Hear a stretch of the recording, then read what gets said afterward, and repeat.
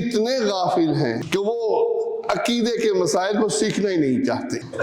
انہیں پوچھو کہ کون سی باتیں ایمان کے منافی ہیں، کون سی باتیں اسلام کے منافی ہیں، نواقض ایمان کیا ہیں، نواقض اسلام کیا ہیں۔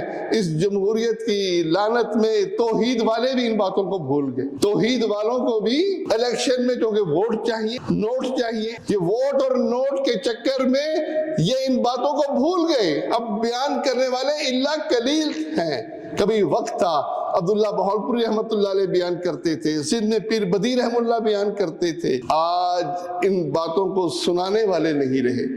اب تو لوگ ووٹ کی خاطر مزاروں پر بھی جانا پڑے چلے جاتے ہیں۔ شرک کرنے والوں کے ساتھ اتحاد کا اعلان کرتے ہوئے سب کچھ بھول جاتے ہیں کہ ان کے عقائد کیا ہے۔ بھائیو، یہ سب سے بڑا ظلم ہے۔